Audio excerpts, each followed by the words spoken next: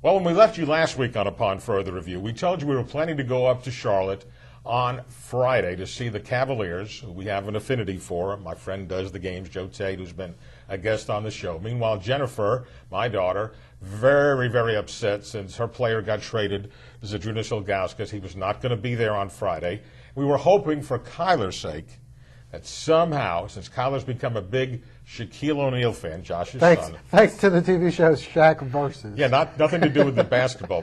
He does watch them. I know he does. Yes. Could we somehow work it out for Shaquille O'Neal to meet up with Kyler? And meanwhile, I had no idea it was going to be quite as chaotic as it was outside the hotel, and I will let you take it from there. Well, I mean, we've gone, thanks to your friend Joe Tate, the play-by-play for the Cleveland Cavaliers. We've gone to some games in the past. Oh, yeah. You've gone to quite a few. Yeah. We've gone to a few, but that was the first one Kyler's gone to. And usually down in the lobby of the hotel is maybe a couple people. Well, there were a couple hundred people maybe outside of the hotel. We couldn't stay downstairs. They kicked us out, put us out in the street with the gin pop, and we were all out there. And there's everyone waiting for autographs. And most of the players are having to walk by. That's right. I mean, they got LeBron snuck out. And I think Anderson Varejao. He did stop. Was one of the only ones who stopped, autographed some He took things. pictures with us, too. Took us some pictures, and he's always been very nice as well. Somehow they remember Jennifer. That's right. She does stand out. She's it's a wearing big jersey. Yes. And so but most all the other players just walked onto the bus, just put their head down and go. I think LeBron snuck out through the restaurant door there, and nobody really saw him until he was already on the bus. And so Shaq was about the only big star left, so everyone's sitting there waiting for Shaq, and here comes Shaq with his bodyguards. Not that he needs them, big as he is, and walks onto the bus and just walked past everyone. Kyler's sitting there trying to get his autograph, had his jersey on. Anyway, he's on the bus.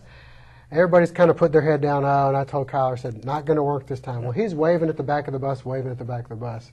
And then, all of a sudden, you can't really see with the tinted windows, but you kind of see a body. Well, I said to you. And Nate goes to me. I said, Shaq is coming off the bus, and I think he's coming straight for Kyler. So here he comes walking off the bus, comes up to me, and he goes, bends down. He goes, hey, man, you got your camera ready? That's right. And I'm like, yes, sir, Mr. Shaq. I'm shaking, getting the camera out. He goes over. Kyler's trying to grab him, give him a hug. He hugged Kyler, took some pictures. Here are the pictures. And autograph. Couldn't have been nicer. Autograph. And then I shook his hand, and it was like a baby's hand in a giant's hand. You know how some people look larger on television? He looked to me bigger in life. And then the game itself.